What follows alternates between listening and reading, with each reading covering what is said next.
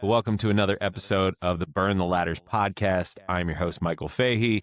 As always, we are brought to you by OVR Performance. If you haven't heard about OVR Performance, you're probably not on social media because we run crazy ads.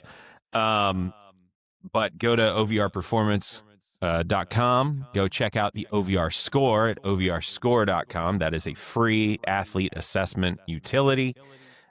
Completely free. You don't even need to own any of our stuff to use it. So go check those out. And as always, if you need VBT, if you need jump devices, if you need timing gates, if you need broad jump mats, or many other things, because we're always cooking up something new and I'm always testing stuff out, go to OVRperformance.com. Check all that out. Product is moving fast. So depending on when you're listening to this, we likely will be delayed on stock by a few weeks. But go ahead, get in line now, because whenever we get it, it tends to sell out very fast. There's a seemingly never-ending supply of people who want affordable timing and testing devices, which is why we make affordable stuff. All right.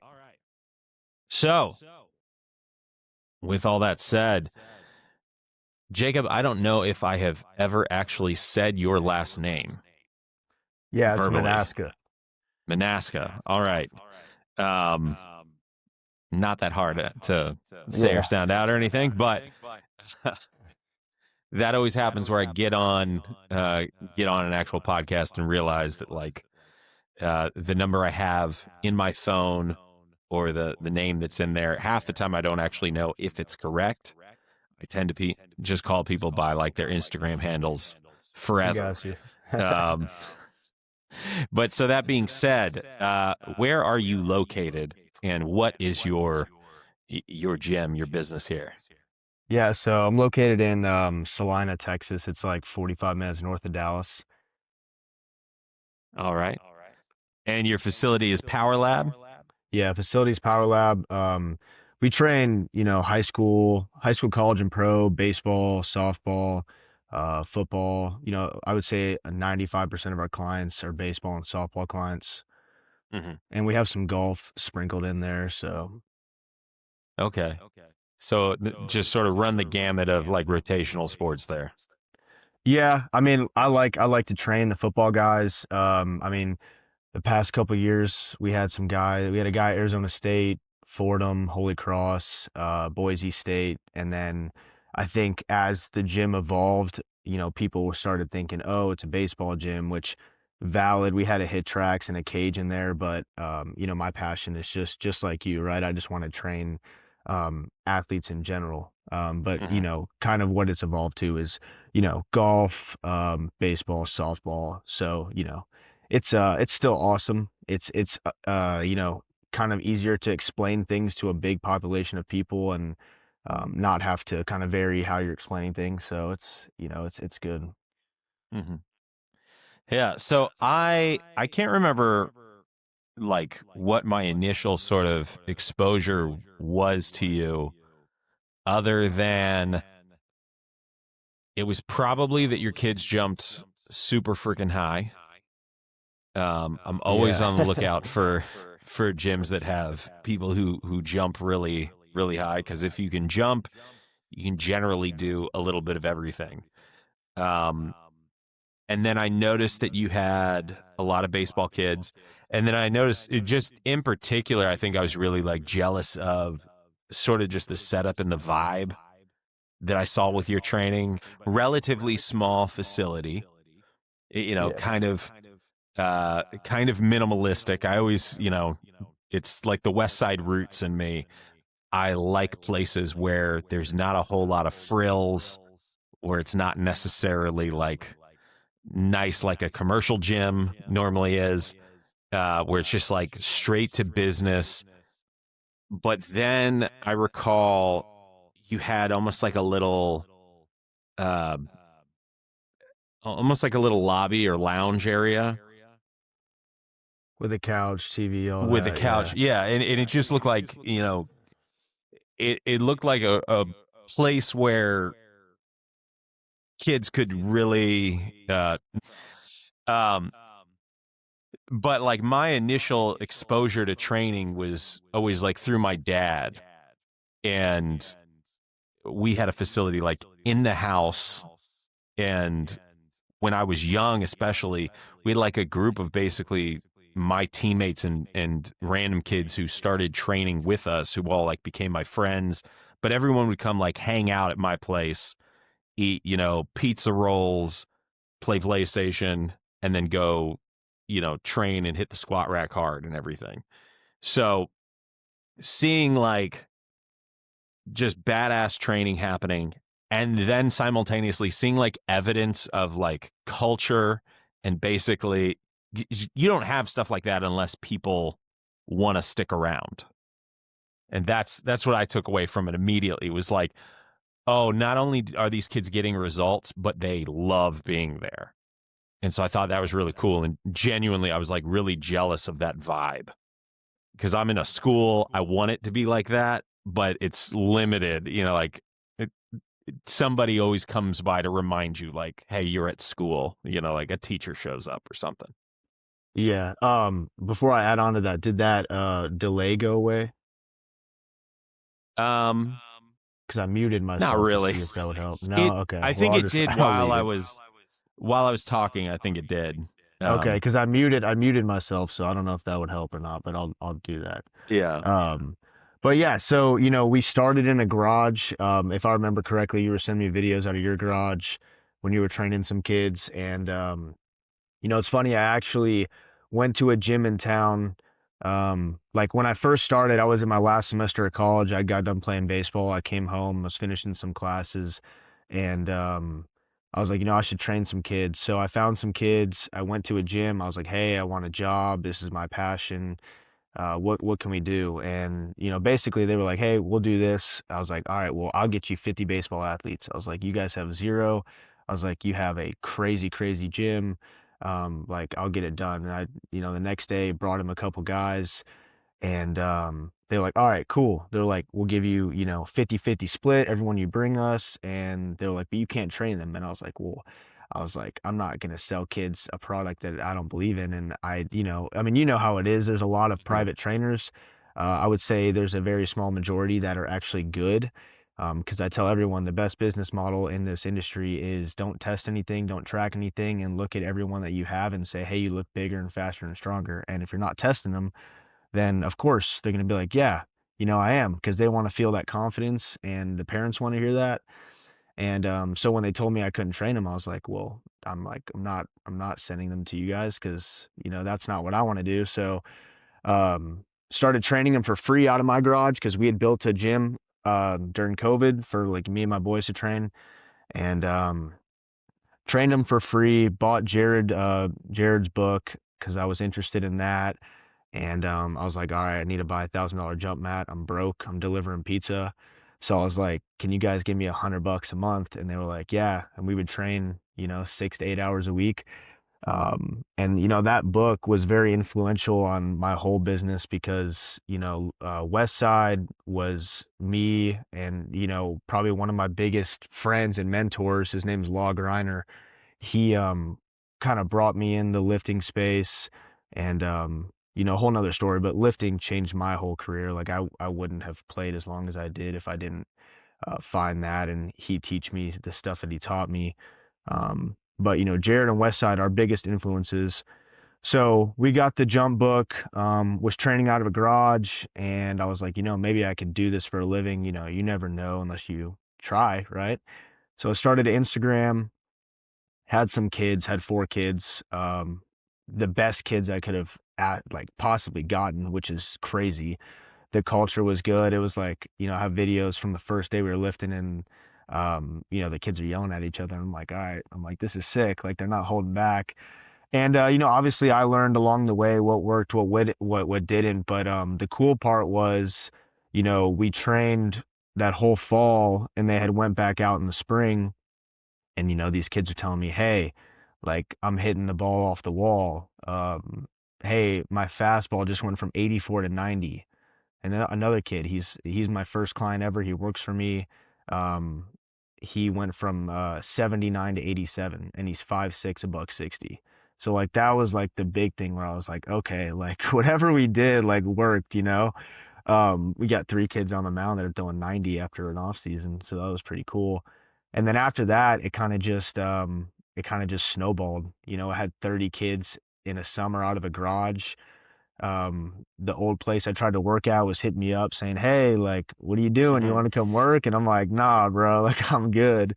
And then after that, you know, we were having 8 kids in a group in a garage, which is just insane. And I found this building, and kind of the rest is history. You know, got the Hmm. building, maxed out all my credit cards I had. I was still delivering pizza at the time. I was just trying to make some money.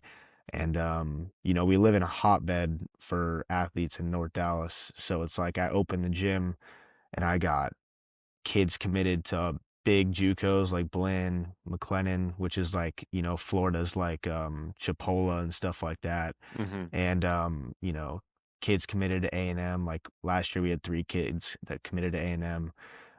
So obviously that helps when you're posting really high level athletes. But yeah, that was kind of my rant on it. It was just the perfect storm, perfect people. The culture is what you explained it is, you know, I purposely don't make it nice. We don't have AC in the summer or the winter. And you know, if you want to come train and you want to get after it, like that's the vibe, but also like I got 60K worth of tech that we use to test and track all these guys. So it's, Hmm. you know, you got the vibe and you got the Power Five Division One technology that all these kids want. So Yeah, that's awesome. Um, what position did you play? I played short and second. So I Okay. played I guess a little background. I was a buck 35 out of high school. Couldn't hit a ball 80 miles an hour, but like defense was my thing. Um Went to college, like gained some weight, but like still it's like you're getting stronger, but it's not translating. So it's like, why is it Hmm. not translating? So then obviously I figured out why and how to do this stuff. And you know, was training myself through college and obviously was making a lot of mistakes, but was figuring it out. And you know, came back home, transferred to JUCO here, and then actually took a gap semester and lifted with my boy Law, like I said. I got my ex velo up from 78 to 96, and that was kind of the missing piece. And after that, I got a Division 1 offer to go play at Tennessee Tech, which is pretty close to you, I think. And yeah, that was pretty much it. You know, our strength coach, we had a really cool weight room at Tennessee Tech, and learned some stuff from him. And then COVID happened, and it was kind of just a mess. So I just came back home, finished my last 2 semesters, and started this. All right. Um, yeah, I train a lot of baseball kids now, but I didn't play baseball growing up. I was a football and track guy. Um, but I found baseball to be uh, sort of baseball and softball, both of them, I think, because of maybe a little bit just the nature of the sport, where like it's one of the few sports where like your starters sit on a bench for half the game. Like when things are going well, you start the game sometimes just chilling on the bench. Um, Something about that carries over to the general vibe and pace of things. You know, it's a sport where like you're just kind of waiting around for something to happen. That's most of the game. And uh, I find that it's a lot more, while culturally it may have been slower to sort of get everyone into the gym. Um, the resistance to like effective training is much lower. Like you're dealing with navigating oftentimes like a lot less just sort of busy work, compulsion to appear, to appear like you're working. Um, it's a lot less militaristic than like football. So like the Which is great in my opinion. yeah, it's awesome. It like and everything's so stat driven. So it's a lot easier to like communicate with a coach who maybe does have an aversion to the weight room, but you can show them clear like data trends, and they're a lot more likely to go like, oh, that's not what I thought, but okay, let's proceed that way than, most of the like, well, we've always done it this way is going to come sort of more from the football ritualistic, almost oppressive environment. And so I always point out to people, uh, again, sort of like, again, with your training videos, like you see, and this is a common thing between like you, Jared, uh, you know, Bird, you see maybe a little less aggression in the media from his kids and stuff. But, when I went and visited Jared once, there was a kid who his goal that day was to bench, 4 sets of 5 with 365, and he got 19 of the 20 reps, and and he barely just at lockout missed the 20th rep. And when he had to, when the spotter had to take it, immediately another kid ran up and before he even got off the bench, slapped him and called him a bitch. And like that sort of aggression and like get after itness that is coming from the athletes, because Jared just stands like in the back. Like Jared, Louis was much the same way, where I described like, and I'm like the same way, where like I'm kind of just on call. Like I'm, like I set up the plan and then I'm just here for when y'all need me. I'm not like lording over every moment.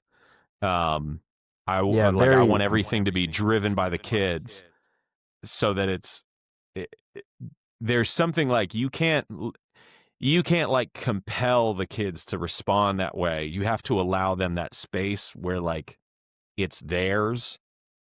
And when you let them get after like their passion, they will be much more extreme than you could ever push them to be. And the other Yeah. kids feed off of that so much. Yeah, I tell parents, well, I don't really have to deal, or not deal with parents, but I don't really have parents coming in. And when I do have parents, I'll tell them like, hey, you can't sit in here. And they're like, why? I'm like, because it's not your space. Like, Yeah. it's the kids' space. Like, they get the aux, they get to do whatever they want. And I don't want them to feel like they can't be themselves or say what they want to say. Because I mean, they say some Yeah. outrageous things, but it's like it's their space, you know? Yeah. But that's sort of the again, that kind of, to me, it all ties back into the whole again, not to say that your facility is not nice. It's very nice. It's like perfect though, where It's yeah. there's not luxuries to it. Like it has what you need, like where you need it, and like you said, like there is no AC. There, like all again, that reminds me of like, so I'm in Florida, by the way, so North Florida, Tallahassee. Um, but so like training when I was young here, where you were in the garage and like your choices were hot air with no mosquitoes because the garage door was down, or the garage door was up and a hot air, a slight breeze, but with it, tons of mosquitoes. And so those are your options: stale hot air, no mosquitoes, or flowing hot air with mosquitoes. And flowing hot air with mosquitoes was mildly preferable. And then half the time it would be and sideways rain. So like, those were your options. But that same thing of like the sort of grit and toughness that a lot of coaches are like they're averse to giving kids the rein because they fear, they at least say, I think they're just afraid of not having control, but they'll say like, they're worried about toughness. They want the kids to, somehow they're going to make a man out of these kids. And to me, the reality is like, no, those kids are just doing what you want them to do, and they're just trying to like get your approval in that moment. But when you take the reins off and you let them really get after it for themselves, and you give up sort of. It's why I think college training is hard. Like, my kids, when they go away to college, they often come back and say like, man, I'm so much slower now. Man, I'm not strong. We don't lift heavyweights. We don't like get after it. We don't. And it's because it's so structured. It's just about moving the athlete from here to here to here and like showing a plan for the whole thing. The appearance of doing work takes such priority that almost no work actually gets done.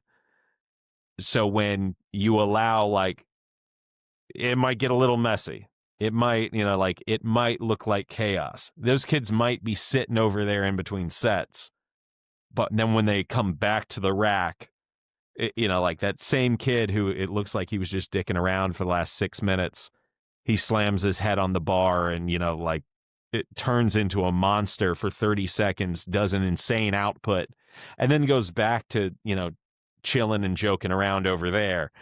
And it's like you don't get the monster side if you try to like oppress sort of the relaxation on the other side. And throughout sports, as I've mentioned many times, like I worked for the NFL Network, and like I would literally, my first job, I would do intake on practice film. And so I would literally just sit there and I could switch between like the Patriots practice and the Browns. You could see live practices happening, and guys would be singing and like all kind, singing, dancing, all kinds of stuff, and then like just smash into one another, and a fight would break out. It would be these extremes of, in a high school setting, like they wouldn't allow the sort of downtime to happen, and as a result, the highs of the intensity would never match. And it's like, because you're trying to rein in like the wildness too much. But so anyways, all that, yeah, I knew that you had a lot of just from watching your training and sort of, what you post, and it's evident that like there's a lot of Jared influence in there. You use a lot of accommodating resistance, right? Yeah, so we do. I like to think, I mean, everyone's got their own thing, right? Mm-hmm. So like for me, like we do 3 week waves. The thing that have found that works best is, like we'll just run 3 week waves, and like we'll always use a tendo. So like on squats, maybe we'll do some speed squats. Well, most of the time it's speed squats, but it'll be like 7-6-5 or 6-5-5-5. I'm always trying to like, you know, um Those are the wave velocities. the speeds, right? Yeah. Yeah. And so, the hard part is when all these kids play year round, so it's like I know the bands aren't going to beat you up as much. And I have found, for example, our football kid last year, I had one football kid, he went and played at Moorhead, and I was like, all right, like these first 9 weeks, I was like, I'm sorry, and this kid's a psycho, so it was fine, it worked perfect, but I was like, these first 9 weeks are going to be absolute hell. I was like, it's just going to be GPP, like we're just going to get your body ready. um and so, he was 232, and he jumped like a 27.5 or something, 28.2 something. I mean, it was like pretty good for a high school kid, but I mean, not really. Mm-hmm. And so we ran him through that first 9 weeks, or 9 or 12 weeks, and he gained like 3 inches. And I was like, bro, I promise you, I was like, we're going, like, once we throw these bands on the squat, like your shit is gonna explode. And he had full trust in me, which I'm thankful for. And we did all that, and by the time he left in July, yeah, mid-July, he jumped at 35.3 at 252. So he gained 14 pounds and added like a little over 7 inches on his jump. But we do the bands. I guess where I was Mm-hmm. going with this is we do the bands because these kids play year round, and it's just hard. Like same with Florida. It's just so hard to not destroy these kids, but at the same time, I'll make JV lifts and freshman lifts for these kids because I'm like, I really don't care if you're sore. I know your coaches don't care because nobody cares about your JV game. And the Mm-hmm. ultimate goal is, my mindset is, a lot of these kids, their ultimate goal is to play professional. So nobody cares about your varsity game. Nobody, especially if you're committed to, these big schools, it's like, yeah, if you're maybe a draft guy, like we're gonna get you ready to play really good. But I mean, even for example, like we have a kid committed to West Virginia, and his sophomore year we were lifting at 6 a.m. So we were there at like 5:30. Came in and lifted, and then went out on the mound that night and hit a mound PR at 92. And he had been training with me for 2 years before that. But it's like if we can get your training capacity incredibly high, and again, to your point of the culture mindset, right? If we can get you to buy into the fact that you're doing something that no one else is willing to do, and it's actually working, right? Mhm. Not the whole like, oh, I'm doing this David Goggins workout, like it, and it's not going to help your performance, right? But if we can get you to buy into that culture and that understanding of like, I'm willing to do what people aren't willing to do, and you're gonna be better in life. Like the training is important, the stats are important, getting D1 scholarships, getting drafted, all this is important. But at the end of the day, I want to get these kids to understand, like, I want them to look back and be like, I was pushed by Jacob, and I understand what it's like to be an entrepreneur. I want to be a CEO. I want to do these things, right? And I want them to carry that work ethic and that understanding of like, my friends are partying and I'm 24 years old. Like, why am I doing this? Why am I at office? Why am I trying to build a business? Right? Because I did the same thing. And if and a lot of the kids, they don't want to do that, right? But there are going to be some kids that build a business and they're going to be CEOs and they're going to be incredibly successful because they understood what it took to, earn a scholarship at Texas A&M or whatever it is, right? So I think that Mhm. is one of the most important things I try to um like instill in these kids. I get they get off a rant on the accommodating resistance part, but um Yeah. What sorry. so how no, I love it. I think that all of that um I think that all of that is important.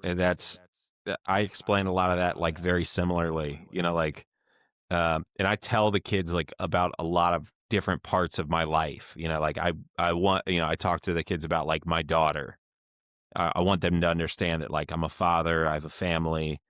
Um I want them to, hopefully they actively see that like I try to be a good person, that I try to improve like all aspects of myself constantly, simultaneously, like I'm far from a perfect person.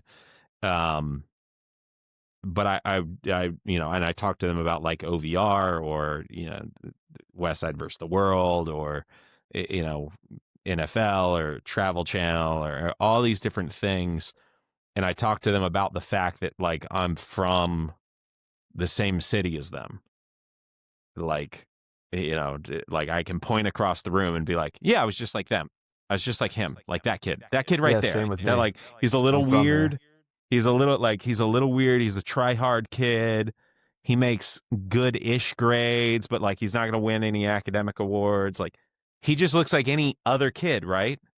I'm like, yeah. So like, you know, but he comes here every day and he trains here. And like, if he just keeps doing that, by the time he leaves here, everyone's going to look at him and assume that he was always this big, good athlete. The It's like, tryhards are cause my favorite. yeah, My absolute favorite. yeah. But, uh, and they're so often, they're not the kids who like make it the furthest. Nope. Like on, if you're measuring on that term of like, make it the furthest at 18, but a lot of those kids who come up just a little shy of getting to college, to play a sport, or maybe they go to a level of play that they necessarily didn't really want to be at, but you catch up with them like 3-4 years after that, and as like your studs maybe are coming out of sports, this other kid has taken everything that like hopefully you were like a part of instilling on them in terms of just like embracing process to like change where you're at.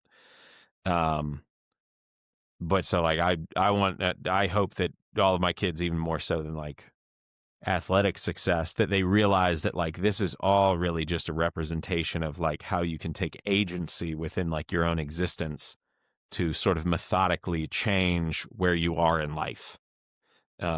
To be anything. I tell my kids all the time, like, I was literally telling a kid last night, like as he's approaching his signing day and talking about like NIL money and stuff, and it was like, you know, um, it- just I said to him, like, think about anything you've wanted to do in life, every single dream you've ever had. Like this is true of everybody.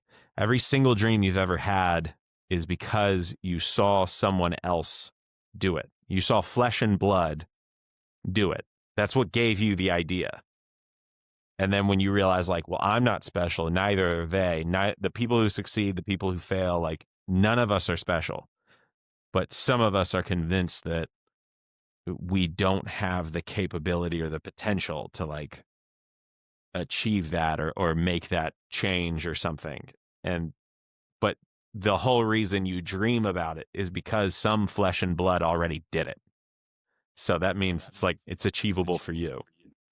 Yeah, and Um, that kind of just makes me think of like these two people. You have the kid who's always been really good and he's had the Power 5 offer since August 1st of his junior year, and you have the kid who's a tryhard who's not very good, and it's almost like they work synergistically in my opinion, because it's like this mhm, kid wants to be this kid.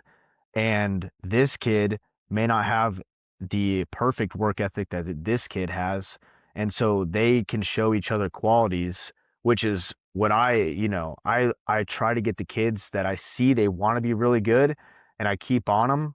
And I'm like, you could be that kid one day, right? And, if you continue to tell them and they have the right coaches, like they could be, but at the mhm. same time, it's like this kid over here that has that everyone knows who he is, but he may miss a workout. And I'm not saying this happens with some of the Yeah, kids I have, but it's like he may miss a workout and you get on his ass and he's like, why are you mad? It's like, bro, because I care, and there's no reason why you shouldn't be working as hard as the kid that has zero offers. right, right. Like, yeah, I had a couple kids who I've gotten onto in the last.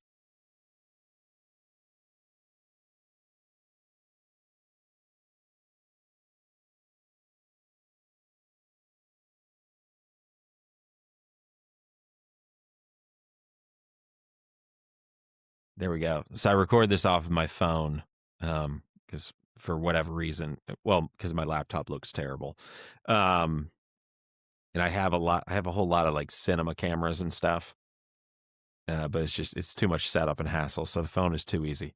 Um, but yeah, I had to get on to some kids earlier this year about like, hey, you know here's your measurable success that you've had. Your velo on the mound is up, almost 30 miles per hour in the last couple of years. And then you stop showing up and your velo is suddenly down. Like that never happened before.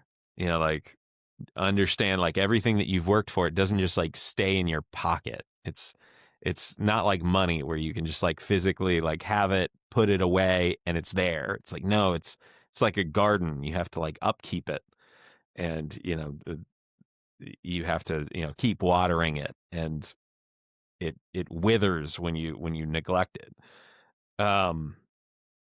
But then they kind of turned it around a little bit. And a few kids, they committed, and everyone else is, hey, yeah, you could, like, hooray. And I'm like, you understand, like, this isn't the goal. The goal isn't this day. The goal isn't, like, that's a big step, it's a big moment, but like the goal is that your time and 3-4 years was meaningful at wherever you actually end up playing. And like, because I had a kid 3-4 years ago who literally, it was like, I don't think school was even in session anymore when he finally like got a spot. Got like the last spot at a little JUCO out in nowhere.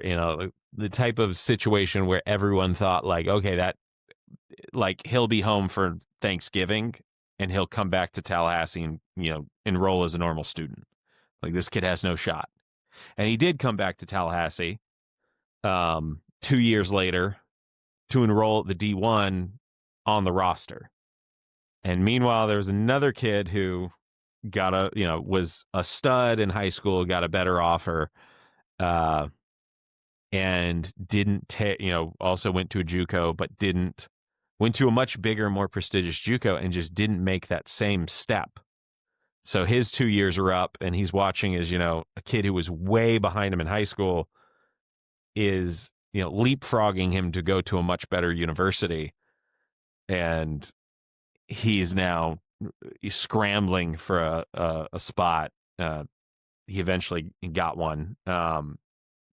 But you see that where it's like, you can be that dude right now at 17, at 18, but like, yeah, your goal, the stated goal at least, is like at least to see what you're going to be at 21, 22, and as you graduate up a level, it's, well, now you're with more studs. But so anyway, so I told the kids who got committed, like, congratulations on your new job. And they did not Yeah. like hearing it that way. And I was like, you understand that's what it is, right? Like, it's a job. Like, don't get me wrong, it's a job where you don't get paid. In fact, you're still probably paying some percentage of it's like an internship. You're putting up money. Your family's putting up money for you to go work. Well, I Like, think the important thing too is with these guys, right? You don't want to push them too hard to where they're mhm. like, all right, I hate this by the time they Yeah. graduate. But you have to get them to understand like it is a job, and Yeah. you like your entire schedule is controlled by a group of 3 to 5 people, right? Mhm. And you have to like it because I mean it's fine if you don't like it. Like some of these kids, they're not gonna go play in college, right? And I pushed them to the point where I'm like, all right, this is good enough for them. So they can at least get something out of this, right? But the kids that I know want to be really good, I have a couple kids and some of the kids are like, yo, Jacob's kind of an asshole. And it's like, I'm not an asshole, bro. I love all of you guys. I love all of Yeah. y'all. But it makes me mad when you don't work hard because I care about you, right? Mhm. And obviously, I was 10 years ago, I didn't understand it as well, and people always told me, but it's like it's true, right? I don't care that I get paid. The goal is to get paid and have a good business and be successful, but the ultimate goal is for everyone to go out of Power Lab and go to, wherever their ultimate goal is, right? And to represent themselves well, to represent, the brand well, because it means a lot to me. And I want people to know that these kids work, they work hard and they get after it. Mhm. Um, yeah, so circling back, I love all that, but circling back to some sort of actionable, like tangible tidbits of information here. Um, so going back to we talked a little bit about the accommodating resistance, and again, you're a guy who has that strong, like, that influence of Jared, which, like, everyone kind of in the circle that I'm in has. But one of those sort of distinct things with you is the accommodating resistance, that you uh, embrace that and lean into it more. Um, so you're heavy into the bands. Uh, what kind of percentages, or what are you looking for with how you employ the bands into, uh, and I guess along with that, are you doing, um, what's sort of the nature of your, like, split? Is it more like a brief maximal tension wave, or a more distinct max effort, dynamic effort, or more towards the dynamic effort? What kind of, outline what that sort of system is for you, and then how you use the bands within it? Okay, so I guess to answer the first question, I try to stick around the 25-30% range. Hmm. Obviously, it's with groups and having some kids that are like last night, kids squatting 315 into 120 pounds in bands, and the kid to his right is squatting a plate, right? And so you kind of have to do your due diligence um as I learn more and more and more aware about how to do groups and get better at it. I'm getting better at it. So I'll start writing on the sheets like what your squat is, and then ask me what band tension you should use, right? But for the most part, it's like 25 to 30%. We try to stick around, and how we lay out the lifts is we go Monday, Wednesday, Friday, um, and I would like to do some more, maybe like some sleds on off days, but it's just these kids have so much going on. But Monday, Wednesday, Friday, you got lower, upper, and then full body. How we do our squats is, we wave them. So, like just for example, I think this week, since we max deadlift, which I let them do maybe 2 or 3 times a year, um, we started at 8. We went 8, 7, 6. Try to just obviously lower the volume as we go throughout it. And I would say every 9 weeks we get into maybe some 3 sets of 1 or 3 sets of 2, but for the most part it's always sets of threes, and we'll use 4, 5 sets, 3 sets. And then if we're down in like the fives or the fours, we let them do a 3 by 1. It mostly just depends on the time of the year they're in, and looking at their, like, I just got force plates, so obviously I mean, you don't need them. Like I Hmm. got them just for the sense of I wanted to compare to pro and college teams and whatnot. But I mean, you can tell in their jumps. It's like your jumps down. Okay, well, and it's always down in the season for the most part. And Hmm. you catch them on a good day and they'll PR. But seeing how the training is affecting them, and just seeing how their body is and then going from there. I'm always trying to go around their schedule, because it's like you got this high school and they train heavy as shit. Like literally, like kid was reverse lunge maxing the other day, and I think they reverse lunge max like 3 or 4 times this semester. And then you got this other high school, and it's like they do nothing. And then you got the private high school kids, they don't, or the high school kids, they lift a little bit, and then private school kids, they don't lift at all. So you kind of get to just play around with how they feel, look at their numbers, and then I got a kid up north, his numbers are just trash, and I'm like, what am I doing wrong? Like for a month, I'm like, what am I doing wrong? You're like, you and this Hmm. kid.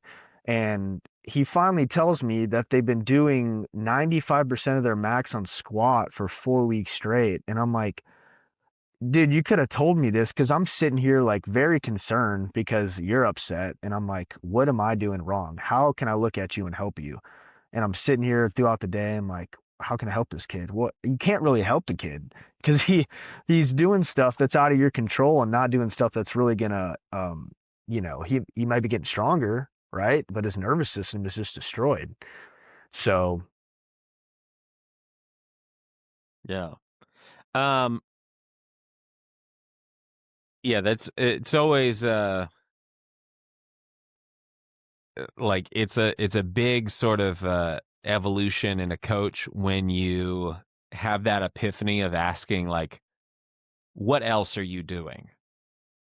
When you spot like those telltales of like it, that moment where you figure out, like, it's not what I'm giving you, it's what I'm not accounting for.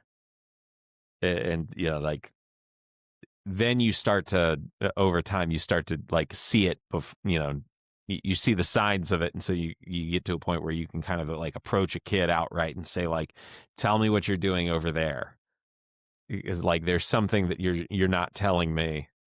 It's easy for me because I have so many kids that like everyone's going this way and one kid's going off this way. It's real easy to go, hey, like, you're doing the same thing as everyone else. So either you're hurt, about to be hurt, or what did you just start doing, on the weekends? What did you and start it like? the I see my ultimate kids so killer often. Yeah. is these kids go on fun runs and they don't tell Yeah. me. And it's like, why is your jump down? It's like, oh, I've been running 2 miles every other night. It's like, all right, well, let me give you a real answer of why that's not helping you right now. Yeah. Yeah. I was on a podcast, like, I want to say like last month. It was like a football podcast, and they brought up a story again, going back to that whole thing of like trying to give kids agency, because they're going to seek it out somewhere.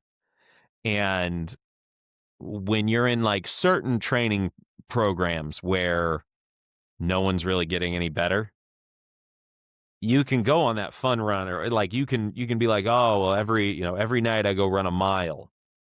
And it's like it's just a thing for them to do. It's almost like meditation or something. It's just some sort of ritualistic thing that it's totally within their control, and it's assigned by them. And it's because I used to, I got into like fasting, doing stuff like this, where I'd just be like, I'm just going to try not to eat for like 5 days and just see what happens. Someone would say like, why? Like, I don't know. I just have a compulsion to, it was always like when I lived in LA and like was between jobs or something, and be like, I'm hoping that someone gets back to me about a job because I'm running out of money and the city's really expensive. It's within my control, as like, because you also notice like it's the kids who are waiting on offers that do stuff like this. Like, it's usually not, like the kid who gets offered early, like he does what he has to do and usually will not seek these, like they won't give themselves a side quest. But you start to notice 100%. like, yeah, you start to notice kids doing this where they're like, well, I started getting up every morning and I do this. And you go like, you just out of nowhere decided like you're going to do, 200 air squats a morning. And it's like, yeah, okay, if you wanted to do something like that, there's a way that we could like taper it in or something, and you could eventually get there and not tank anything in the meantime. Or, yeah, I'm running 2 miles a day. Why? I just to do it. And I eventually had that epiphany moment of like, oh, you're doing that to have something that is yours and is within your control, but you're not very creative. So, and you're not like, you're a child, so you're not creative, and uh you're not experienced enough or educated enough to like pick something that furthers what we're doing. So you just arbitrarily sort of picked something, and in many places it wouldn't have mattered because their training is just busy work anyways, and no one would notice. No one's testing anything. But for me, it drives me up a wall because, yeah, all of a sudden your jump is down 5 inches out of nowhere. And it's like, oh, yeah, you've trashed your ankles running 2 miles every night. Yeah, and But they want to get that feeling of I'm working incredibly hard, and it's like it's so good. I love it, but it's like the training and the data tells you you're getting worse. So do you yeah, want to like the discipline, in my opinion, is it's not waking up at 6 a.m. I don't want to wake up at 6 a.m. None of these kids want to wake up at 6 a.m. and live, but we have to, right? It's a time that we have to. So and we have plenty of kids that PR, but like for example, I have he's this kid's going to A&M. His force plate numbers are insane, and he's 6'5", 220. Like he's huge. And his force plate numbers, even his jump height is like I think top 12, and he's huge. And he came in and lifted in an afternoon, and he PR'd by like crazy. And I tell mhm, these kids and they listen, but they also, it sometimes goes in one ear and out the other. But I'm like, hey, like data shows if we lift in the afternoon, like your numbers will be better. And it was his first uh-huh, lift in the afternoon this whole semester. And I mean, so you just look on the chart and it's just like up, up, up, up, up. And he's like, whoa. And I'm like, yeah, bro. I'm like, we get after it. We get on their ass in the morning, but it's like, the discipline is getting your sleep and getting your food and understanding what's going to make you better, right? That's yeah, the real hard discipline, not waking up and doing some random thing and going for a run. yeah, yeah. The discipline is often, I like, I say the same thing in the room all the time of like, I'll it's written up on the board, like, hey, today we're doing 4 sets of 3, rest 6 minutes. And I'll hand the kids little kitchen timers, little like, you're getting a green one, you're getting a pink one, you're getting a blue. Like I've got boxes of these little like battery operated. They're for like first grade classes, and it like I'll set the timer and I'm like, here's your rest interval for today. Here's your rest interval for today. And I'll have coaches come in who luckily I don't actually work with, but coaches will come in and they'll say, like, those kids are just resting.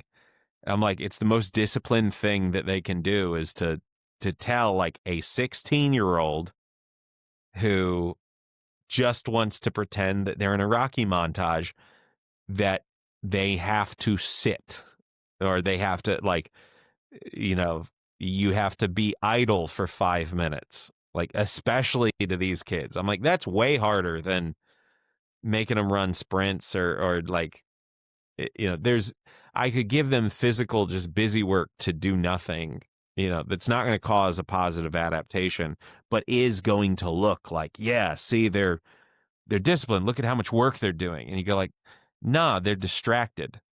You're distracted, especially these little like screen addicted monsters. Like you're just, you're pacifying your own. I describe it as like pacifying your own neuroses by assigning busy work.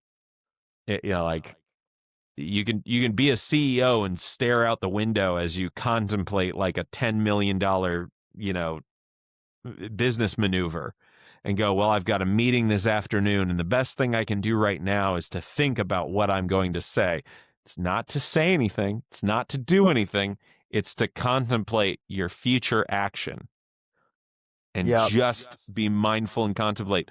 Or you can go work on like on the fryer and just step back and forth, flipping baskets, you know, 2 feet this way and 2 feet this way ad nauseum forever. It's like one of those guys is going to take home $20 million this year, and one of those guys is going to take home 20 grand. We understand this paradigm outside of the weight room, but we get in it and everyone loses their mind. But yeah, so it's finding like things to reassign the kids' focus and be like, yeah, you want to be disciplined? Go study tape. Yeah. Go And learn about the operations of your sport. I'll make these kids. I try to go 3 or 4 to a rack, like purposely because you get the rest time and you have to wait. But it's like I tell these kids, and they get off task, and I understand. But it's like, hey, like your job is to change the plates for this guy, and as soon as this Mm-hmm. guy's done, you throw on your belt or whatever you want to do, and you go, right. And somebody's got to read his number to him because we're trying to create a team and a family aspect of like it's cool when we go to signing days and these kids skip school to go to this kid's school and watch his signing, right? And so Yeah. it's like we're trying to create this aspect of like, do you trust me, right? And for example, last night this kid, we were squatting at point 0.6 and his first set was good, second set was mid, and I'm like, all right, you got one more set, like take 5 minutes, right? And and it's great, and I know you know this when they listen to you and they trust you and they actually do what you say, Mm-hmm. and it's like take 5 minutes. He took 5 minutes, and his third set was his best set.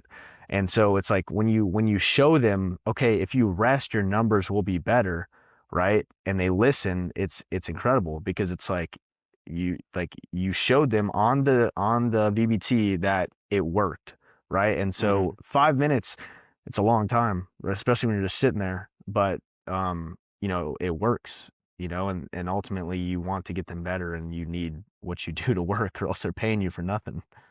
Yeah. Um. So along sort of that same line, like what are your primary? Uh, I guess just speaking lower body here. Like, what are your primary movements? Your sort of primary. What are the big drivers and big levers? Yeah, so well, we always box squat, and then on Fridays when it's full body, we'll deadlift. And then from there, it's just, simple accessories. I mean, we use reverse hypers and stuff. I think that's a main reason why if a kid comes to us and he has a back issue, we're able to fix it. Um, or, just keeping them healthy in general. But it'll go squat, and then we'll do a lunge or a hinge. And then, for example, if we do a like reverse lunge on Monday, then we'll do like a GHD or a Nordic or a hamstring on Friday. And then from that, we got some Kaisers. We'll do some. I think the Kaisers are very valuable. All these people are like, oh, rotational power, rotational power. It's like Mm-hmm. you're not training. I mean, maybe you're training some rotation, but it's the sequencing, right? The Yeah. very undervalued part of the Kaisers is you're getting hundreds of reps a year rotating against a load. And if you know anything about like the body or like motor skills or whatever, right? If you give your body an external load, it's going to self-organize and figure that out, which it's unbelievable how many people do this as a profession and don't understand these simple concepts, right? It's the same thing as Mm-hmm. weighted bats. You give a kid a 37 and you make him swing it, he's going to swing it more often. And his body's going to learn to sequence, right? And so we do a lot of rotations on the Kaisers, reverse hypers, abs, and then, for an upper body session, we'll do like Wednesdays are like our heavy bench days. And the more I've learned and like watching you and Jared and all these guys, and do my own experimentation of our football guy last year, we just started pause benching. And even for myself, because it's the same concept of a box squat, right? And Mm-hmm. so we'll do that as our heavy days. And on Fridays, we'll speed bench against bands. And I think, for football guys, more so not speed benching at like super high velocities. But for our baseball guys, I have a kid, he was 88, 90 this summer. His PR was 92. And in his first 3 weeks, he went to Ohio State for a camp and hit 94. And I was like, look, I'm not going to lie to you. It's nothing you didn't develop in 3 weeks, right? I took what you had and brought it out of you. Same Mm-hmm. thing. We had a kid, he was 94 and hit 96 in like a month, and he went to Arizona State. But speed bench super important for baseball players. And as you know, I see your tweets. It's like baseball players shouldn't bench, and it's like, Mm-hmm. well, dude, some of these coaches, I don't understand how they're even coaching. It's like I take a girl and she's benching up to her collarbones, and it's like, hey, grab the bar, stick your chest out, and touch right below like your chest, right? And it's like perfect. And it's like, how are you a junior or senior in high school and you say you've been lifting with this trainer or at this high school and nobody's taught you how to bench? It took me 5 seconds to teach you, right? Mm-hmm. It's kind of mind blowing in that aspect. Yeah. Um, so what are, I guess, because you have so much technology, I guess just the first thing that comes to mind right now. Um, so with the Kaiser, what kind of Kaiser do you have, and what specifically are you like really doing with it? Like what are you leaning on the Kaiser to do? So we have the functional trainers, and then I Mhm. I got an air runner which I'm learning how to use. But for the trainers, it's like we'll do some. I've gotten away from like Paula press and all that stuff. I just don't see much value in it. But we'll Mhm. do, for example, we'll do some run-ins where it's like it's a full body movement, right? You're having to use your legs, and we'll do some run-ins where it's like I explain to them like the longer the lever, the more potential for power, right? But you're in a pretty disadvantaged position. And so it's like you lock your arms out, you arm bar, and you basically I explain it to them like if I gave you a baseball bat, I tell this to kids all the time. I give you a baseball bat and somebody walks in your house and is trying to hurt you and your family, right? Like take that mindset and grab this rope and act like you're throwing the bat at them.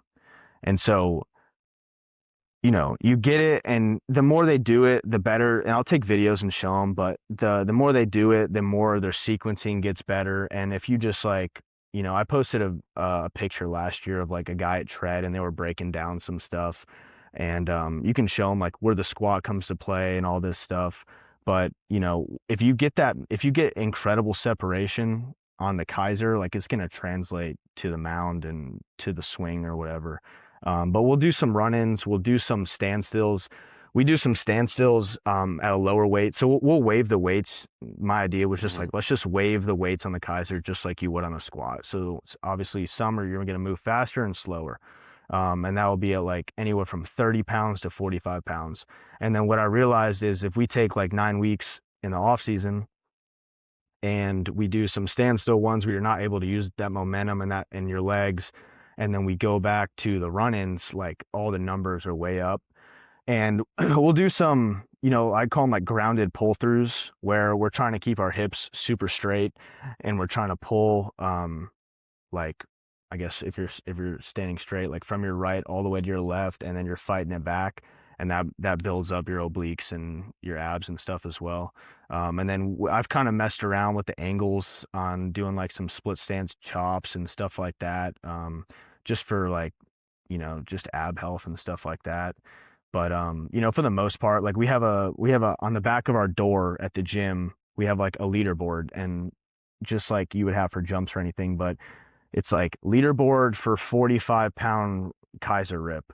And so that would be like I guess the gold standard. And so we have some kids that have made some pretty big jumps on that, but it's like everyone's trying to get to that. For example, the highest one we had was like 3651, and I think it's measured in Mm-hmm. watts. And so that kid, for example, I try to use kids all the time. Like the kid before that had the PR, it just got broken. He pitches at South Carolina and he's up to 96.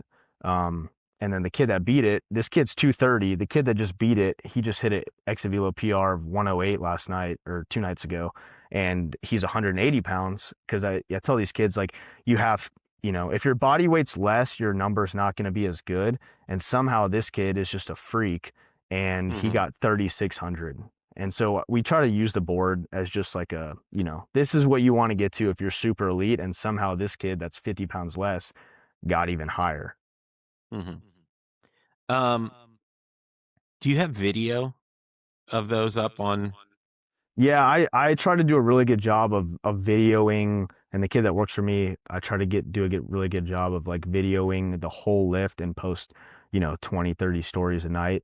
But yeah, Mm-hmm. we have a lot of video of that. And I'll do it in slow-mo too to kind of show them like, oh, this is like your sequencing's off, or even slow the video down and say, hey, this is what I think you could do better. Or, like kids in general, I mean, even people in general, they're always trying to find a way to not necessarily cheat it, but like they want to get the highest number, right? But if you're Yeah. cheating it, you're not getting the adaptation we're trying to get. So showing them like, hey, if you take a step back, you might take 2 steps forward in a month from now.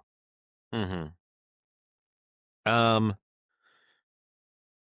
and so then two, I know that you recently got force plates. Um, so how often are you using the force plates, and what are you trying? What's the real utility you've been seeing from the force plates? So I got the force plates, mainly because, like I said, I wanted it to compare against universities and organizations. The utility of it, I would say, is like when you have a kid that's, maybe he's not good at jumping, and he just Mm-hmm. like for some reason, I mean, some kids are just not good at it, and some kids are really heavy and they want to jump a 40, but they're never going to jump a 40, right? And so we'll look at like the peak propulsive power on the force plates. And or like a lot of kids, like we had a kid last night, he's gained 17 pounds this off season, and his jump number is relatively staying the same. And I explained to him, okay, well, if you gain 17 pounds and you're still jumping a 35, right, you're putting more force into the floor. But you can see on the force plates that his peak propulsive power is like on a trend of up, right? And Mm-hmm. so just another tool to get them to not get bored and buy in. And like for me, like the more I've done this, the more I've kind of nerded out and saw like, oh, how can I maybe put some different stuff in that will help a kid, and just stuff like that. So Mm-hmm. Are you using it? Um, so is it primarily just sort of it's just testing and diagnostic, or is there any unique like training sort of application? well, I got it as well because I think people see the jump mat, and I mean, you hear it all the time, and even on the Mm-hmm. OVR, it's like, oh, that's not real, that's not real, and it's like, okay, well, it's not about the 40, it's not about this number, it's about where are you ranking in a percentile amongst kids in the US or kids at the gym. And so Mm-hmm. it doesn't matter if a 40 was a or a 30 was a gold standard, right? Because you'd be like, oh, that's 10 inches less. It's like, well, you're in the 99th percentile. And so I got them mainly because we'll do pregame lifts with our pitchers. And it got Mm-hmm. to the point where our one of our guys last year, he's at A&M right now, and they went like three deep, 3 round or 3 games deep in a 3 game set for like 4 weeks in a row. And he was the third guy to throw. And he texted me one time and he's like, I need to be at the gym at 5 a.m. for our fourth round playoff game because I need to get my pregame lift in. And for one, like he realized it was working for him. And Mm-hmm. two, I wanted to show them, all right, we're doing a pregame lift. And, these kids are deadlifting 315 and going out on the mound 6 hours later and they're throwing 80 pitches. And people are like, oh, he's going to get hurt. Why would you do that? Right. And so if I could show these people on the most expensive equipment that I have that this kid is coming in, he's doing the pregame lift that we designed. And like, let's say he just did his normal warm up before the game and we put him on the force plates and he does it at the gym. And then we go through the lift and we put him on the force plates again. And you can show, these parents and these coaches like his force output after the small little lift we did is up 10%, right? Than when he started. Then why would his performance not be better? And so that was one of the main reasons I got them was because the pregame lifts are something I really, really enjoy. And it's cool to see Mm-hmm. kids buy into it. And I wanted to show them on the most validated piece of equipment that there is that this works. Mm-hmm. Um, yeah, I'm always curious with the force plates, like if there's something, because again, I don't have one. Um, but if there's, having access to all of those metrics, if there's, um, a new exercise or a new, yeah, it sort of just frankly like a new exercise or some sort of leveraging of, you know, um, in the same way that you can jump, right? But it having an OVR jump or having a jump mat or something that leveraging that output kind of turns it into another, like the existence of this output number kind of adds direction and intensity Yeah, I mean, I can to tell the you right same rep. now that the thing that you showed me is the one of the best things that it's ever been shown to me is the belt marches, right? And so Mm-hmm. you could show people like well I'll have them jump and then I'll be like you got to go do another set of belt marches and they come back and it's better, right? And it's like Yeah. showing people that the exercises work. But I mean, some kid took a Sharpie and wrote on our belt squat and said PR machine. And so like when Mm-hmm. you showed that to me, when I saw that on Twitter and I got it in my first football off season and we started doing it, it was like a game changer. And so the Yeah. kids that really want it and buy into it, you'll see them. We'll be jumping and they'll go and do another set of belt marches and they PR again for that day or PR all the time. And it's just like if these kids could do this stuff before a game and buy into it, like or Mm-hmm. even during a workout, it's like the belt marches are like, I mean, we do them twice a week and sometimes we'll do them as part of the workout or we always do them as a warm up.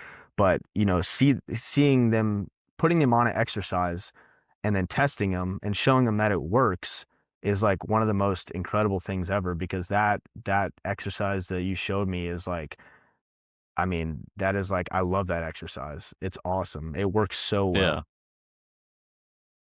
Yeah. It's easy. Um, yeah. I truthfully want to see like what would happen if like in our dugout, we just had a bunch of belted march setups and vibration plates. That's what I want, like just in the dugout, just to see, like, because I see it like we do exit velos and stuff. We started doing those again, like right on the patio, right outside of the gym, and I can show the kids like, yeah, your exit velo is going to go up like 3 to 4 miles per hour after like 2 minutes of this. Um, and like when I had like this monstrous group of softball girls a couple of years ago, they would, um, I would just have the radar out there, and we'd have their PRs so they could update their PR all the time, and there were some who were like religious about like they'd take a few swings, kind of see where they were at, and then be like, okay, if they're having a mildly good day, it would be like, okay, now I got to go hit my belted marches, and then I'll come back and finish after that. But it was like they didn't want to do it if they couldn't belted march first. Um, and I got some kids who are like that with sprinting and the vibration plate. But yeah, I'm always I'm curious with people who have the force plates of it's almost sort of like on the VBT, like we have TPV on the velocity. Like it's uh suddenly to have that like metric and that constraint of how you're just having a new metric opens up different ways to look at like the same reps, where it can teach you something different, or to have EAI or something. So I'm always interested with the force plates of, are people basically finding like um, a unique like metric to not just test, not just like we did this over here and now this metric has adjusted in whatever way, but literally to be like, here's a thing that we do on the force plate because the force plate's telling us something specific that we can't get, that we can't train in, say, the OVR jump because the jump doesn't see it. Or we can't train in the squat rack because the squat rack doesn't see it. But over here, we can see it. And so now we're not just testing it over here, but we're literally training it over here. Yeah, so I think we have a guy who plays for the Mariners, and his jump has kind of stayed the same. And I was talking to somebody about this yesterday. His jump is staying the same, and so I started filtering out a bunch of metrics on like what other people are using. And when Mm-hmm. you look at his chart, because it's like you want the jump to go up, right? But something valuable that the force plates have showed us is like his trend on his takeoff velocity and peak velocity, like they continue to go up, and his propulsive impulse and like force at like net zero are continuing to go up. And so he was getting frustrated, and I was getting frustrated too, because I'm like, again, why is all this stuff that why is every kid in the gym, their jump height is continuing to go up, and his averages are going up, right, but the top is not going up. And so we started diving into it, and it's like, all right, you're moving faster, you're putting more force into the floor, your average on your peak power is still continuing to climb. And so, stuff like that, like you can't see on a squat or on the OVR jump, where it's like in my opinion, or I guess in my idea, it would be like putting a tendo on you and jumping, right? It's going to show Mm-hmm. you your peak velocity. And so that's kind of some stuff. I try to give them as many metrics as they can to continue to, um, maybe they're having a bad month, and it's like, okay, well, you're improving on this, right? And you just like you said, you want to gamify the training. And so the Mm-hmm. more I can gamify the training and give them more data points to work on, I think, in my opinion, is like incredibly valuable, because, all these kids, they're gonna get bored, right? It's lifting weights. You're picking shit up and putting it down. But the more um, invested you can get them, the better off they'll be, because if they are going to go play professionally, like you're going to be doing this for 10, 15 more years, right? And I mean, Mm-hmm. myself, and I don't know if you experience this as well, but it's like it's lifting weights. Like, how can I make this more interesting? How can I make this more fun? Because at the end of the day, you can only pick so many exercises and do the same thing over and over until you're like, all right, I'm bored, right? Mm-hmm. What what are some of the, um you've mentioned a little bit some of the sort of like raw or more sports specific outputs, um exit velos, velocities on the mound. What are some of the, in particular, again, not really being like a baseball guy myself, but someone who loves baseball training in part because everyone's obsessed with numbers.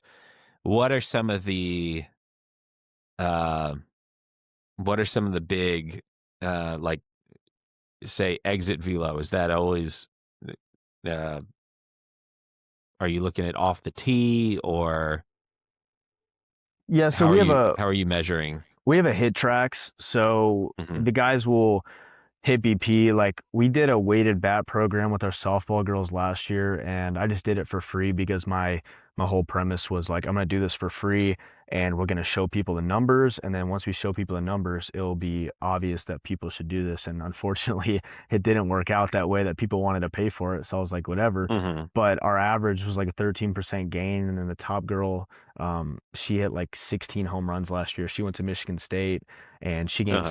17%. And so she went from like, I want to say 66 to like 77. And we were testing both. We had two categories. We were testing off the tee and we were testing on flips. And so, Hmm.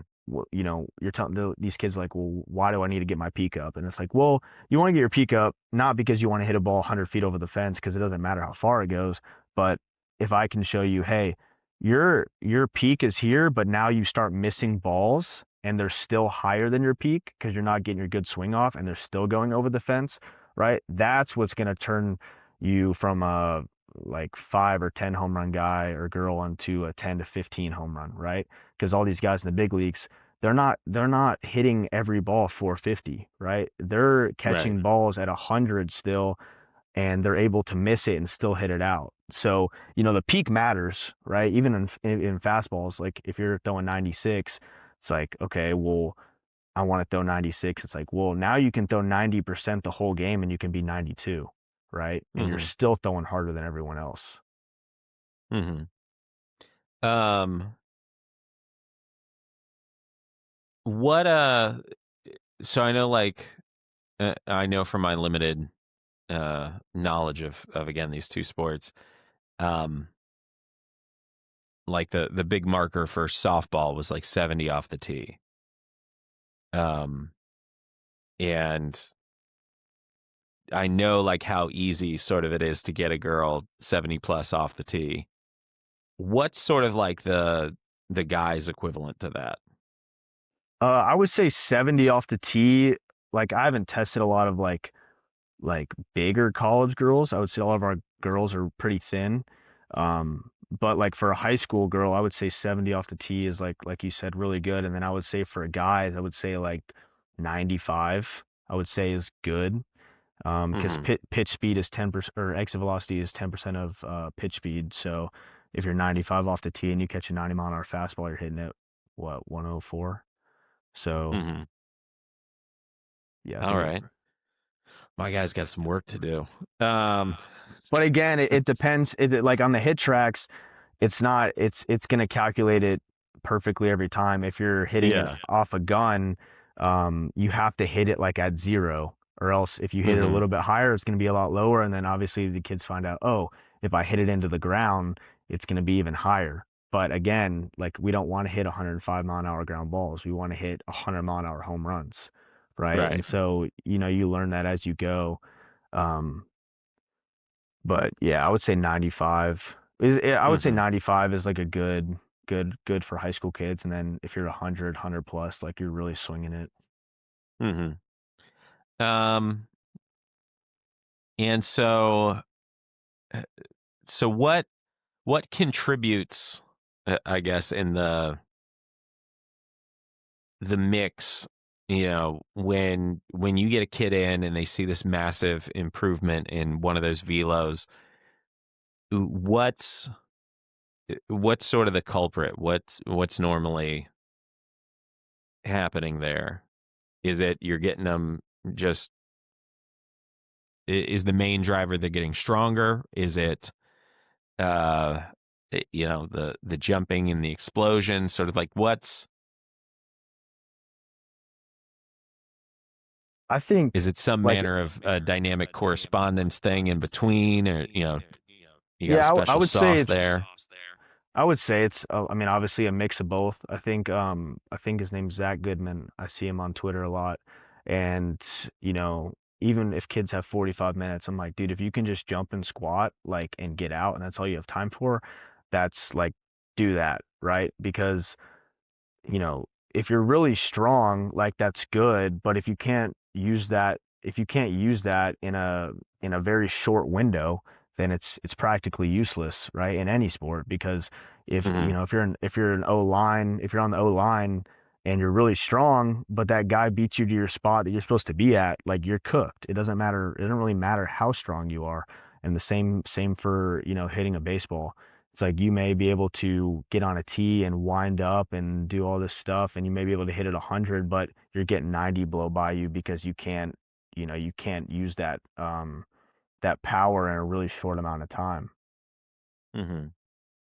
How much do you see, when people bring up those examples of, well, you can be strong, but if you're not fast enough, how much do you see of that where it's they actually are not fast enough versus because of their technique or their sort of like strategic and tactical like awareness of their sport? You know, how often is how often is someone's strength disconnected from their speed versus, well, because you have terrible technique, you just have low carryover of your strength, or because you are reading that too late, you have low carryover of your strength. I would say that most often it's because you're not strong enough. Yeah. Um, and I feel like you agree with that as well. A bench press, in my opinion, is the number one correlator to bat speed. And so I've seen it myself. I bench the most I ever have, and I'll go and hit sometimes, and I'll be, 98 to 100 off the tee, and I don't even play. And like the Mhm. sequencing and stuff is still there, but a lot of the and I try to take my time, and I try to show these kids, and I try to put out as much info as I can. And but it's complex, right? Because this kid may sequence like shit and he's really strong. We have a kid, he's really, really strong. His force plate numbers are crazy, but his throw, the way he's transferring force and his sequencing is terrible. And so I told him, we have a throwing guy. I try to give these guys people in the industry that I trust. And I'm like, if you go to this guy, right, you have the weight room. You have everything you need in here, but the actual skill is not there.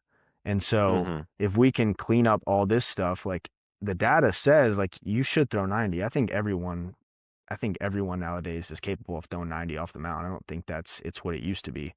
Um, but I guess to answer your question, I think the strength aspect is way more lacking than the speed aspect. But it's interesting because I see it in the girls. We'll do weighted bats, and you should use like plus 20% or minus 20% of your game speed or of your game bat.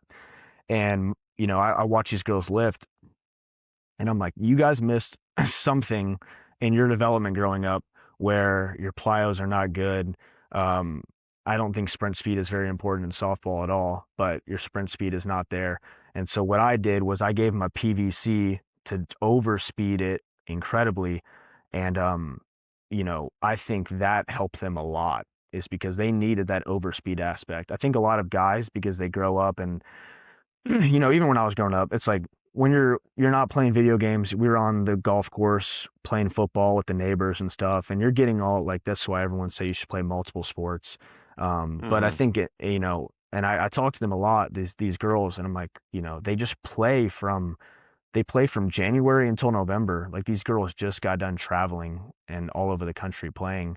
And I think, and I talk to this one girl a lot, and I'm like, if we could convince the softball community or girls in general that the earlier you start training, especially because they're hitting puberty earlier, the better off you'll Mhm. be in general, because the skill aspect, I tell everyone this skill does not have a timeline. You could be working on something forever. You find the right coach, he tells you one thing, it clicks, boom, you have it. You can't jump 100 pounds in your bench in 2 months, right? It takes time. And so, I think it's just if we can convince everyone that strength training or even going and just running around at the park is beneficial at a really early age, the better off everyone would be. Yeah, that's something that 100%, that again, another thing that I find myself talking to people about, literally daily. I'm bringing it up to coaches. Um I look at massive like troves of combine data and track data and like weightlifting numbers and even powerlifting numbers and stuff. And I've trained like the number one rated kid before in a track event, and state record holders and stuff. And I've the NCAA lead last year in the 400 came from my high school.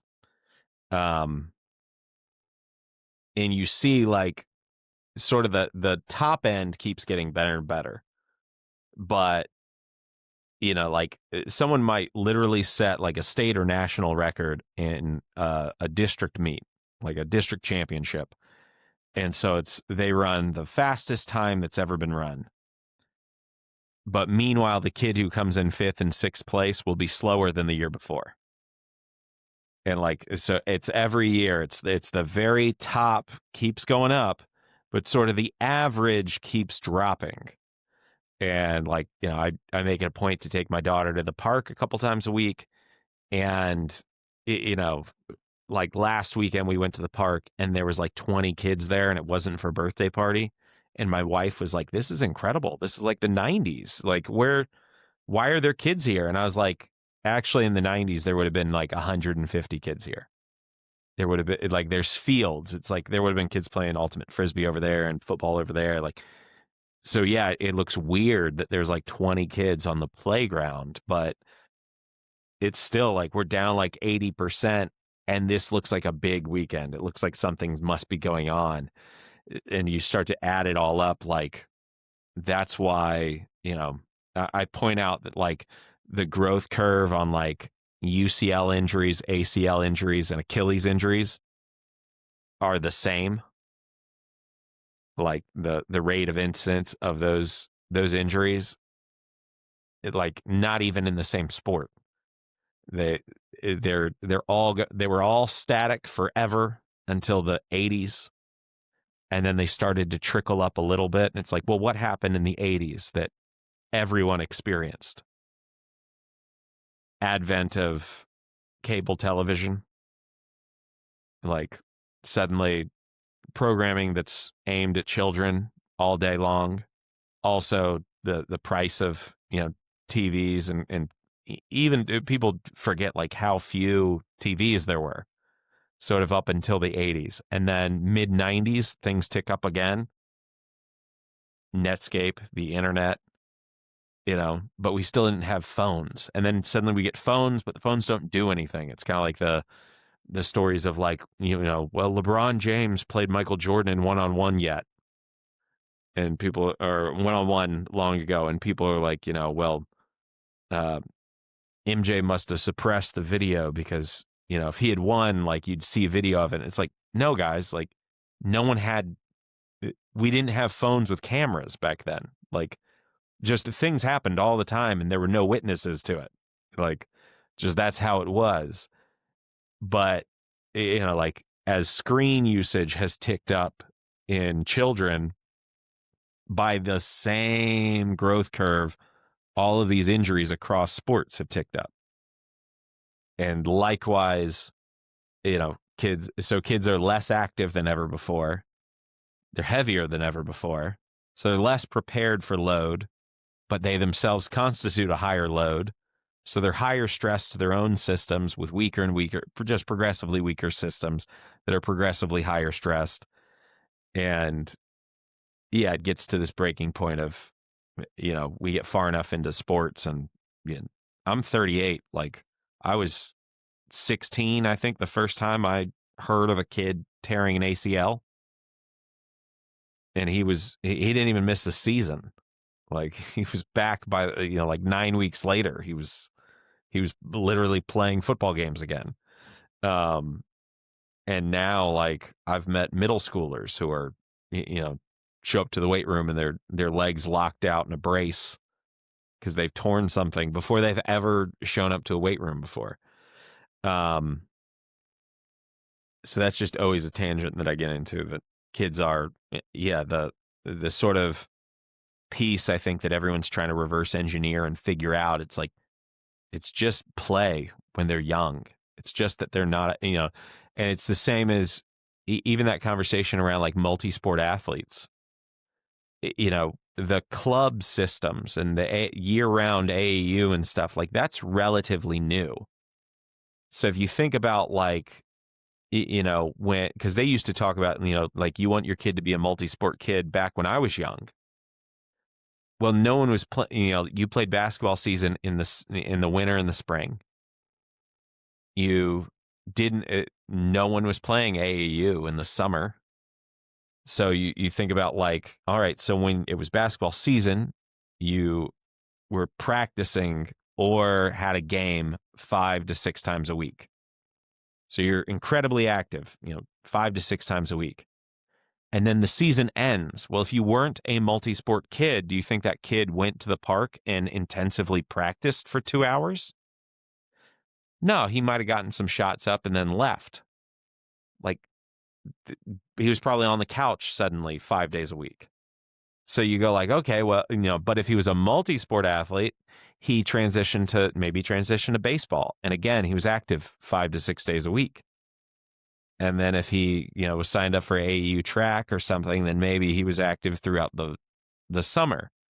So it was more so, I think, about kids were just very active. Like even your lazy kids they still had to go to the park just to see other kids because they didn't have phones. So you still had to get you had to get a walk in or a bike ride in just to be mildly social. Now you don't have to do anything. But likewise, now you've got, and each sport provides like its own stimulus in terms of problem solving. But I think the big component really was multiple sports just meant that your kid was so active year round. And now you have some sports where like the push for skill acquisition starts so early because, I see parents all the time now who are like, well, I want my kid to be a multi-sport athlete. They have like a primary sport and then they're stuffing in a secondary and tertiary sport.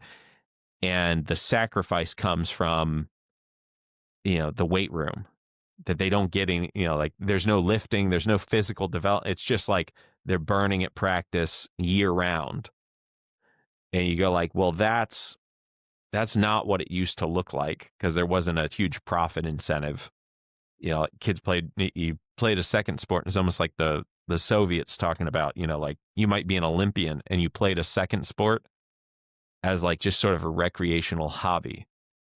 We Yeah, go play so that second and third, fourth sport. It'd all be like rec league. yeah, this And is interesting. So I go to area code every year, which is it's like if you're the top in the country for baseball, you get invited to this, and it's a lot of kids that get drafted and stuff. And the past, I'm sure I think it's more than the past 3 years or 4 years. I want to say it's five, but so you got like different teams from area codes across the country, and I know for sure the past 2 years it's been the Yankees, which is the Northeast. And you would think that, oh, it's the Northeast, these kids are they're not playing year round like they are at all these other states, but they continuously dominate area code. I know this year and last year, I don't think they lost a game. And so I go and watch these kids and I'm like, how are these kids so good? And it's like goes back to your point. Well, they are, I know for a fact that they're training indoors probably like 7 months out of the year. But then you look at these kids pitch and it's like power arm, power arm, power arm. They had a shortstop who's committed to Vanderbilt and I watched him play and I was like, this kid is crazy. And he's probably playing another sport. He's probably playing basketball or he's probably playing football or something. But these kids are getting, something I've taken from people on Instagram that have these very crazy Instagram-like videos that go viral is like they're doing all this crazy stuff, right? And so when we go to the park and we do our speed sessions or whatever, and we're running on the lasers, but the first 20, 30 minutes of it is like I get a football and I throw them routes and I'm like, let's just think of the most crazy cutting routes we could possibly do. And we're going to get some speed in, we're going to get the agility in, and it's not like people are like, oh, well, where's the agility aspect? And it's like, well, we're changing direction and we're running as fast as we can and getting in and out of cuts, and it's almost randomized. And it's like I can't think of anything better for agility, because it's Hmm. completely random. And that's why I think some of these kids in the Northeast and why they win is like they're training in a weight room because that's what they do in the Northeast, and they're putting out a lot of power on the mound and they're playing other sports and they're incredibly athletic. And I was very surprised to see how good they were on the field. And I think that's a big part of it. Hmm. Yeah. Um, well, I'm getting we got a little bit of a late start there. For me at least. But I'm getting to the point where I gotta start getting ready for coaching, and I gotta return some calls here. We'll definitely have to come back and do a part two. Um, Hopefully, at least I don't rant and ramble as much. But I like just indulging Yeah, same for all me. the We left could turns talk, when they come. probably talk for hours. I go on a Yeah, lot of tangents. yeah. But so where can people find you, and what do you want them to find? Yeah, I mean, I use my Instagram as pretty much my business, where people reach out to me and stuff. I just built a website, but the tag on Instagram is PowerLab469. And I try to post as much content as I can, and it's not great content, but it's got a lot of information on it. So Yeah. yeah, they can find me on there, and I do some remote programming and stuff for kids that Hmm. want it. So yeah. All right. What's the So I remembered that I wanted to ask you this. What's the highest OVR jump you've had so far? Yeah, so we were trying to break that 40. We were trying to be Mhm. the first one to do it. I think that one kid, he got a 38 something on it. 38. So Okay. yeah, so that was the highest we got on that so far. But Yeah. I love the ground contact part of the OVR, and we've been using that Yeah. like a lot, and like everyone loves it. And I'm actually gonna order another one for when all these college kids come in, so we have two. Hmm. That and the RSI is really cool. We started using that as well. Yeah. What are you doing the ground contact with? So we've been what we found pretty good success in is we've been doing some overspeed like pogos with it, and then Hmm. we'll jump off a 12 or an 18-inch box onto a 24 or a 30-inch box. And with our pro guys, we've been doing that on like their off day. We'll do that with like some arm care and stuff, and they've been loving it, and we've seen good results. Like I know our one kid for sure. He started at like a 1.4. It was like 1.45, and he got it all the Hmm. way down to like a 1.15 or 1.2 or something like that. So that's been cool. And that's something I've just, missing in my program, and why I find a lot of value in it is Hmm. just training that part. And so, that's been fun for me. And I know they'll like it too. A kid sent me a picture at his college the other day and he had it set up. And so he was doing it, which I thought was cool. So Yeah. All right. Um, yeah, I kind of selfishly for my own uh intellectual reasons, I want to propagate as much sort of interesting ground contact time stuff as possible. It's nice that the OVR jump is like the best and kind of only like real affordable tool for doing that. But I think that there's just like so many ways that that can be looked at, and there's so like few rather sources of information on that. It's one of those things that with all of this stuff, like um, sort of like the widespread use of jump devices is only really like a decade or so old. Um, they've kind of been around and people would, kind of come into contact with them at combines and stuff, but largely as like a training tool, they're still pretty new. VBT, while it's, all these things are super old in terms of the first time they've been used or how they've been used in laboratory and research settings, there's all these books and stuff about VBT, and the reality of it is, like with all this stuff, it's like the number of people who have VBT like in 2025 is probably double the number who had used VBT, in 2023, like in total. It's like the not just the market in terms of sales, but the actual like impact of those devices. It's such a wider pool, and the variance of philosophies and sort of like perspectives of the coaches who employ it.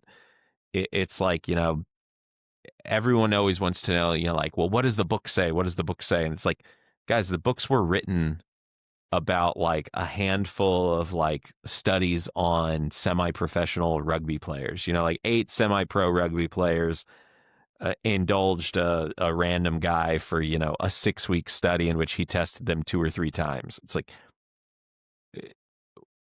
there's a whole ocean of discovery that, like the smart, many of the smartest minds in training are just now getting this stuff, and their sort of initial conclusions aren't even the ones that you want. It's the good stuff is still like a few years down the road as people start to, get a grip on all of the different ways that they can employ any of this.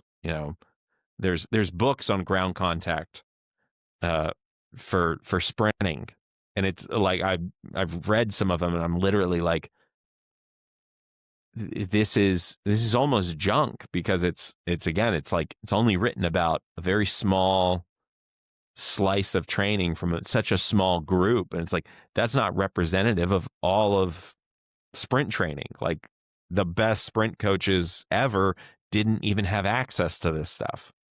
I So it's think like, I thought the same thing when I'd read them because like one thing, it's like you got to test it to see if it's true or not, right? And you get a big population mhm, of athletes, you can. And when I would read the West Side books, it was like we would speed squat at point 0.8, and then you see point 0.8, right? And it's like, okay, and you watch the videos. I watch all the videos on YouTube, and you watch them, and it's like it's probably not at point 0.8, because that's yeah, really fast. And so, like I mean, West Side is my biggest influence, right? But then you see, and it's like, all right, point 0.8, like I rarely use point 0.8, but it probably wasn't point 0.8. Um, and so, mhm, like you say, you test and you use and you make your own conclusions.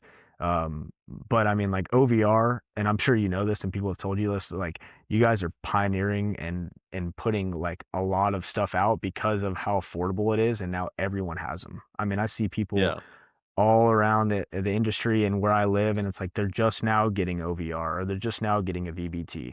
And it's like whether they're using it right or not, like there's still some value in it, and people are getting data and putting out stuff, and it's like it's so good for the industry. Um, and even the minimum impact is like teaching kids intent, which I think is just so valuable. Is like if you mhm, have a VBT, you can do that. So that's what I think is like just the most valuable piece of it is lifting with intent. You're going to get something out of it. yeah, yeah. To me, it's yeah. That number one, it's lifting with intent. Number two, it's uh, the second most valuable part about all of it, especially something like the jump, um, because you can jump so often. Like it takes no time, so you can do it to see like readiness, and you can, or you can do it just, you can integrate it so easily into like any training program. Um, but once you start to get feedback, like it's really easy. Like when you get feedback, the kids are going to try harder, and they're going to start to experiment, and they're going to realize like, I thought I was trying hard, but now I realize, now that I've gotten a score, now I can try something to see if that allows me to go, point 0.1 further, or, VBT 0.01 further, or with ground contact and sprinting 0.001 further. Like, so yeah, that's real low hanging fruit of, the intent. And then the education component of that as well, where, how many times has an athlete said, like, was that good? And like, this was a thing that Tony Villani, when I showed him the jump, we were doing ground contact stuff last spring, and there was, it was 2 seconds in, a guy did a rep and then turns around and goes, is that good? And Tony turned to me and was like, is it? And I was like, well, that's the thing, is there's not really like literature on that. I was like, according to the literature, that's bad, but the literature is about a guy who's 160 pounds and this guy's 230. So like, we don't actually know what's, also that was done on a track. This is on turf. We don't know what the answer is. We have to see over time. But the important thing there is like, and Tony pointed this out. He's like, the number of times where my feedback would have to be, like, I think that was better, but I can't tell you by how much, like, you can tell definitively bad and you can tell definitively good, but no training happens at definitively good or bad. It happens in the middle. So was that good? That was this much better. That was this much better. That was this much worse. And then the athlete can quantify that feeling. And it's like, so those two components of enabling the athlete with that context because of the precision of the feedback, and being able to quantify it, but like, truthfully, like, the biggest thing is, to touch on something again, like, uh, when you look at like the frustrations around like a lot of like college training, where again, it's like, I get an athlete to here and then you take them and you send them back here.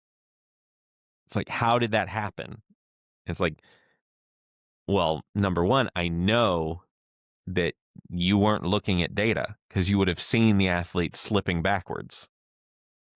And even if you don't know what you're doing, like if I give you an OVR jump and I give you no context, and your only like imperative is like, use it every day or use it every time you train, you're going to come back, 6 months later with a system that progresses you, because you're not going to watch the number tumble down and make no changes for 6 months.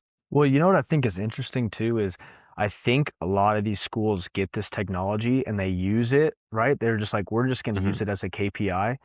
Um, but if you don't explain to any of these guys or girls what it means, then it almost doesn't matter if your training is good or bad because they just see a number. And if you don't tell them it's important, they're just like, oh, whatever, you know? Yeah. And so it's like, I don't understand because I know places that have force plates and it's like, I had one kid, he was at a Power Five and he's like, I trained at this place and he left and I trained at this place and none of my force plate numbers got better and he redshirted the whole year. And it's like, Mm-hmm. are we just using this as a KPI to say, oh, you're the same? Or are we going to actually like push you to make changes to your body that's going to improve you?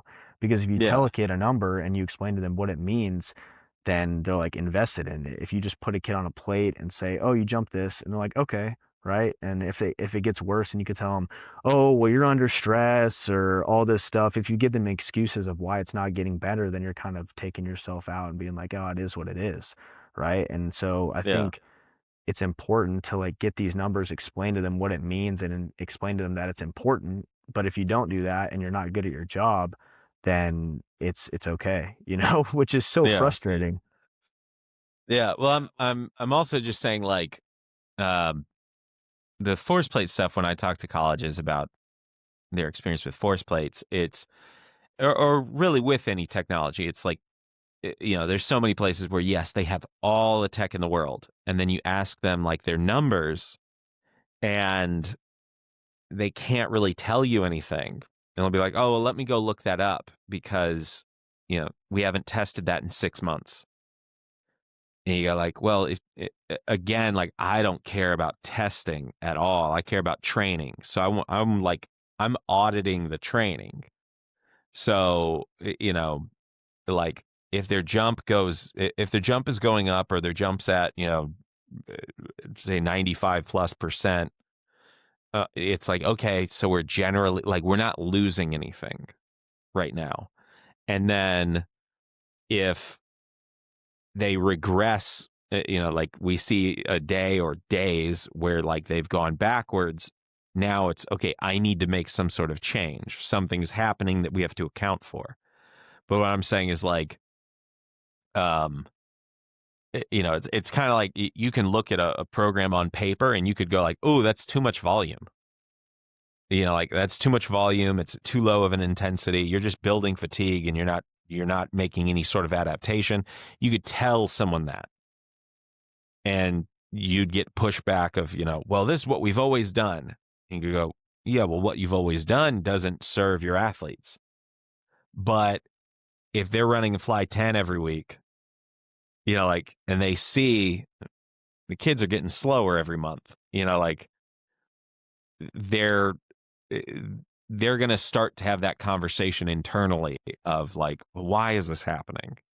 Let me take something. They're going to change something. Like, it's not just going to stay awful.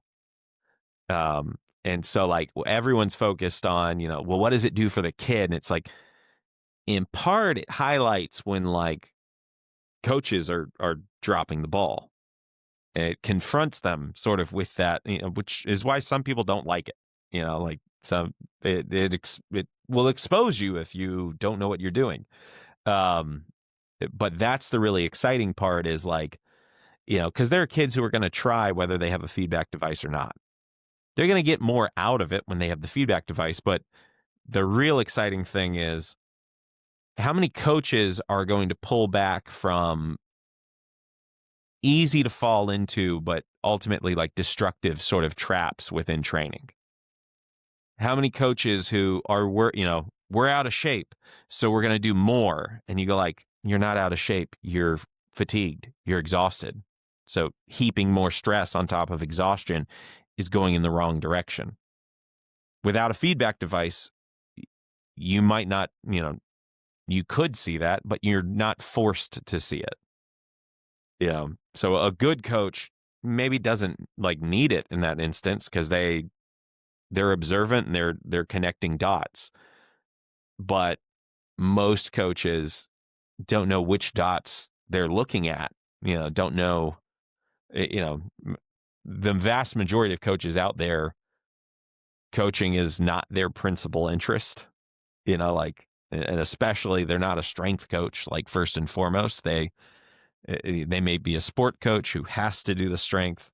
They, they might work at a bank during the day, and then this is what they do in the afternoon sometimes. So they're just limited by experience and whatnot. But so it's really like how much destruction potentially is avoided by everyone getting that feedback. But anyways, so I'm terrible about that where I start to say goodbye and then a whole nother conversation happens. But man, I think this is the first time I've gotten to actually like see your face. I know we've talked on the phone a few times before, messaged and followed each other for a long time. But good to finally have you on, and we'll definitely have to bring you back. And at some point, Dallas isn't that hard to get to, or to find rather an excuse to end up in. But at some point I want to come out, because you said you're in the greater like Dallas area, right? Yeah, it's like Okay. 30 minutes from Love Field. So, or I guess Okay. like my gym's like 40, but yeah, it's not very far. Yeah. But yeah, your spot is on that list of, places I want to find my way to. But yeah, man. So once again, this has been another episode of the Burn the Ladders podcast. And again, I'm going to try and get a little better about having these out on a semi-regular basis at least. Go follow Jacob. Go follow what he's doing with Power Lab. He's got incredibly explosive athletes. Yeah, tons of baseball and softball kids, but also football players, and training is training. And as I say all the time, like if something is true, it repeats. So yeah, glad to have you on. You're another example sort of what Louis always pointed out to me of like, find a coach who is sort of consistently kind of outkicks their coverage in terms of the types of athletes that they put out. Because contrary to what people think, like there are not like genetic hotbeds. There are places where the sort of exposure is positive and repeatable, and that's where systems happen. So it's not that just kids in one sort of neighborhood in the Dallas area are all freaks. It's kids in that area are at an elevated rate being exposed to training like yours that creates that pattern, and anyone can learn and create those patterns of exposure wherever they are. So that's the whole point behind all of this. But so anyways, this is the Burn Ladders podcast, and we are out.